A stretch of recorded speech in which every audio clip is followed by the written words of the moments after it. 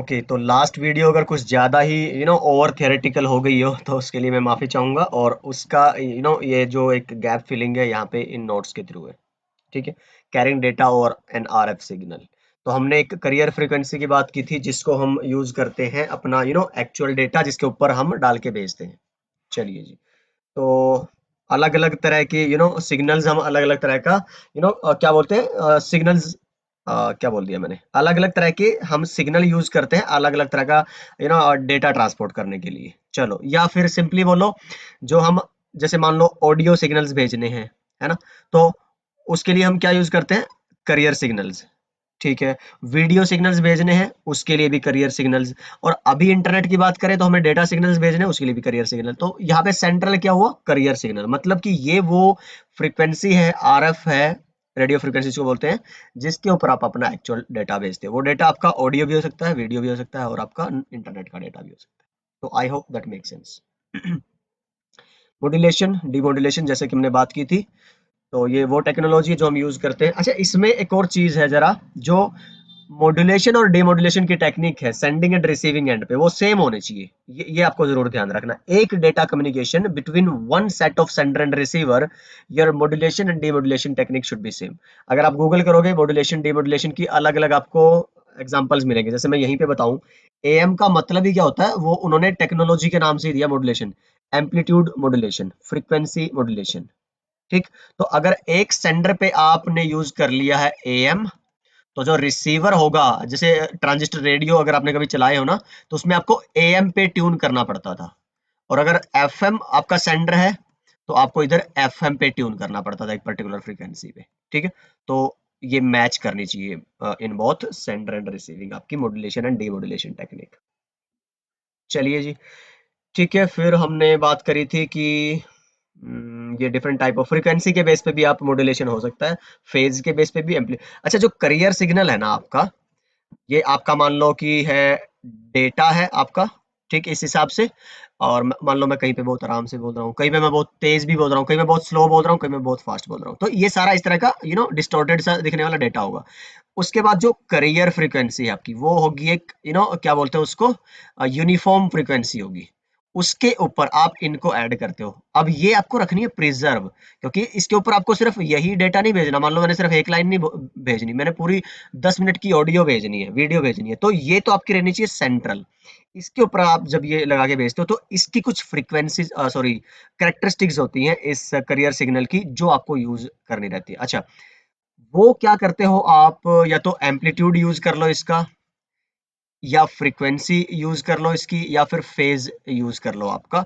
इनमें चेंजेस कर करके आप ये डेटा अपना उसके ऊपर सुपरिम्पोज कर सकते हो। सिंपली मतलब ये होता है यार कि आपको जो 1 और 0 भेजने हैं ना अपने, क्योंकि आपका एक्चुअल डेटा जो 1 और 0 की फॉर्मेट में ही जाएगा बाइनरी में, बैक एंड में तो सारा उसी में कन्वर्ट होगा। अब आप कैसे डिफरेंशिएट करोगे उसको बिटवीन डिफरेंट डेटा स्ट्रीम्स, उसके लिए फिर आप ये इसके बेसिस पे, मतलब एक डेटा के लिए एम्पलीट्यूड की सेटिंग अलग कर दी, दूसरे सेट ऑफ डेटा के लिए एम्पलीट्यूड की सेटिंग अलग कर दी, तीसरे के लिए अलग कर दी। वो जो टेक्निक है, that's your amplitude based modulation, am बोलते हैं उसको। फिर फ्रीक्वेंसी करोगे, मान लो पहले डेटा सेट के लिए फ्रीक्वेंसी आपने ये भेज दी। ठीक है। दूसरे डेटा सेट के लिए आपने ये फ्रीक्वेंसी भेज दी, अलग अलग है। अब जब रिसीवर रिसीव करेगा, एक्सट्रैक्ट करेगा, तो अलग अलग डेटा मिलेगा। उस तरह का मॉड्यूलेशन होगा फ्रीक्वेंसी बेस्ड मॉड्यूलेशन। ऐसे ही फेज को आप यूज कर सकते हो। ये सारी टेक्निक्स आप यूज करते हो modulation for sending and receiving your data from transmitter to receiver. अच्छा, दो तरह के ट्रांसमिशन हो सकते हैं। जहां पे नॉर्मल आपको थोड़ा सा डेटा भेजना हो, सिंपल आपकी ट्रांसमिशन हो, वहां पे आपको थोड़ा सा भी अगर अमाउंट ऑफ बैंडविड्थ होगी ना, तो वो भी काफी है आपकी कम्युनिकेशन के लिए। तो जो आपकी एएम एफएम कम्युनिकेशन थी, है ना, रेडियोज वाली, उनके लिए आपको ज्यादा बड़ी फ्रीक्वेंसीज, जो सिग्नल बैंडविड्थ थी ना, अगर हमने याद हो आपको, तो वो बहुत कम चाहिए होती थी। तो ये बहुत स्ट्रेट फॉरवर्ड सी एक मॉड्यूलेशन है, और बहुत कम एक्स्ट्रा बैंडविड्थ चाहिए। जैसे आपको अगर याद हो ना, हम इनकैप्सुलेशन करते थे, हम हेडर लगाते थे नॉर्मल डेटा के ऊपर। तो जितना बड़ा हेडर का साइज होगा, उतना ही कॉम्प्लेक्स फिर आपकी वो कम्युनिकेशन होगी। सीधी सी बात है, क्योंकि जब रिसीवर रिसीव करेगा, प्रोसेस करेगा, तो जितना बड़ा हेडर उतनी ज्यादा प्रोसेसिंग उसको यूज करनी पड़ेगी, है ना। तो नैरो बैंड ट्रांसमिशन जो अर्लियर ट्रांसमिशन है आपके, अभी आपका क्या, जैसे इंटरनेट है, इंटरनेट में बहुत डेटा ट्रांसफर होता है, वहां पे आपकी फिर जो मॉड्यूलेशन होगी या फिर जो आप बिट रेट यूज होनी है वो आपको हाइयर चाहिए होती है। ठीक है, उस तरह के फिर सिग्नल क्या कहलाते हैं आपके स्प्रेड स्पेक्ट्रम, क्योंकि आपको multiple continuous stream of frequencies चाहिए होती है। ठीक है, रेंज ऑफ फ्रीक्वेंसीज जिन पे आप अपना डेटा भेजते हो, थोड़ी बहुत फ्रीक्वेंसी से आपका काम नहीं चलेगा। ठीक है, तो wireless LAN W LAN must carry data at high bit rates requiring more bandwidth for modulation. तो यही हमने बोला, इसको क्या बोलते हैं इस तरह के कम्युनिकेशन को, स्प्रेड स्पेक्ट्रम कम्युनिकेशन। ठीक है, और इसी के बेस पे हमारी एक वो भी आती है मॉड्यूलेशन टेक्निक भी, डी ट्रिपल एस। उसके बाद हम बात करते हैं, अगर आगे बढ़े तो जी ये देखिए, इसकी फुल फॉर्म है डायरेक्ट सीक्वेंस, अच्छा DS, direct sequence spread spectrum. तो ये नॉर्मल आपकी एक तरह से क्या है, वैसे है तो ये एडवांस अगर आप एएम एफएम की कंपैरिजन में देखोगे, लेकिन फिर भी ये बेसिक थी initial wireless standards and data communication के लिए। फिर उसके बाद जब हमें हायर डेटा रेट चाहिए तो उसके लिए एडवांस कॉम्प्लेक्स मॉड्यूलेशन टेक्निक चाहिए थी, तो then we went for orthogonal frequency division multiplexing. तो इसकी डिटेल बैकग्राउंड की एनपी एनकोर एनआरसी में नहीं है, तो इसके लिए मैं इसको फिर इतना उस थियोरेटिकल डेप्थ में जा भी नहीं रहा हूँ, जितना हमें अपना हमारे लिए चाहिए समझने वाली बातें वो हम यहाँ पे डिस्कस कर रहे हैं। चलिए जी, कंपैटिबिलिटी मैं आपको बता चुका हूँ लास्ट में कि जो आपके क्लाइंट हैं जिस भी हिसाब के, उसी के हिसाब से एपी भी वो वाले वायरलेस के स्टैंडर्ड्स सपोर्ट करता होना चाहिए, सीधी सी बात है। ठीक, तो ये कुछ है 2.4 पे चल रहे हैं, कुछ 5 पे चलेंगे, और फिर डेटा रेट देख लो आप कब तक कहाँ तक सपोर्टेड है आपके, और ये है आपकी वो जो बैंडविड्थ है रिक्वायर्ड किस वाले स्टैंडर्ड के लिए। अभी आप देखोगे ज्यादा डेटा भेजने के लिए मैंने क्या यूज कर लिए है, ज्यादा से ज्यादा चैनल। ठीक है, और ज्यादा चैनल का मतलब कि आप बैंडविड्थ ज्यादा यूज कर रहे हो। तो ये अगर आप देखोगे यहाँ पे कंपैरिजन करके, और यहाँ पे एक और चीज नोटिस करो, पहले कोई स्पेशल स्ट्रीम नहीं थी तो डेटा रेट आपको कम मिल रहे थे, देखो 1154। जब स्पेशल स्ट्रीम्स आपने यूज करनी शुरू कर दी, मतलब कि एक टाइम पे मल्टीपल ट्रांसमीटर यूज करके आपने ज्यादा डेटा भेजना स्टार्ट कर दिया, तो देखो 54 से सीधा कहां पे पहुंच गया आप, 150, फिर आप कहां पे पहुंच गए 866, फिर 1.2, राइट। और ये पर स्पेशल स्ट्रीम है देखो, और अगर ऐसी 4 है तो इसका 4 गुना कर दो आप, समझ रहे हो। तो दैट अफेक्ट्स अ लॉट, और इसके लिए फिर नॉर्मल ट्रिपल ये वाला मैकेनिज्म नहीं चल पाएगा आपका, आपको यूज करना पड़ेगा ओएफडीएम। तो ये बहुत सारी बैकग्राउंड की चीजें हैं, बट आपको आई गेस इतना नहीं जरूरत है उसकी डिटेल में जाने की। ठीक है जी, उसके बाद अगर आप देखोगे सिंगल इनपुट सिंगल आउटपुट मैंने बता दिया था आपको, सिंगल रेडियो चेन, उसके बाद मल्टी रेडियो चेन। ओके, ये ठीक है। हाँ, ये जरूरी नहीं है सेम होना, तो ट्रांसमीटर कितने रिसीवर कितने वो हो सकता है आपका इधर उधर। ठीक है, चलिए, और ये मैंने बताया था मल्टीपल जो रेडियो चेन्स हैं आपकी अलग अलग कई सारी चीजों के लिए, आप स्पेशल मल्टीप्लेक्सिंग करवा सकते हो, ट्रांसमिट बीम फोर्सिंग करा सकते हो, मैक्सिमम रेशो कंबाइनिंग करवा सकते हो ना। तो उस सबका एग्जांपल मैंने लास्ट वीडियो में दिया था, और हम इसको यहाँ पे देखेंगे कि थियोरेटिकल आपका जो हमने नोट्स में लिखा हुआ है। स्पेशल मल्टीप्लेक्सिंग पढ़ लीजिएगा, it will make sense to you. तो the number of special streams that a device can support, अच्छा ये तो चलो मुझे लगा हाईलाइट किया तो कुछ खास होना है।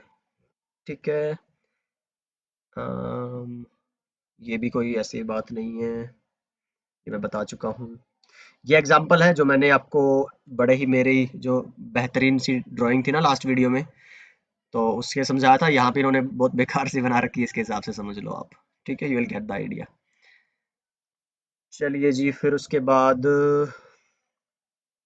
अब ये कह रहा है कि अगर एक साइड ऐसा जी आपका जो 3 into 3:2, एक जो रिसीवर है वो 3 into 3:3, तो इस पे स्पेशल स्ट्रीम सपोर्टेड है 2, इस पे सपोर्टेड है 3, तो अब कहोगे ये तो अनइक्वल है, तो कौन सी यूज होगी, तो जो मिनिमम वाली है ये उस पे नेगोशिएट कर लेते हैं, राइट।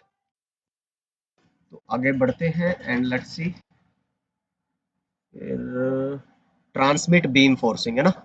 तो मैंने बताया था नॉर्मल जो आपकी सीसो जो है सिंगल इनपुट सिंगल आउटपुट, तो उसमें जो आपका नॉर्मल वायरलेस है, ट्रांसमीटर डजंट प्रेफर, है ना, one receiver over another, nothing. तो हर कोई निर्भर है अपने एनवायरनमेंट पे एंड अपनी कंडीशंस पे।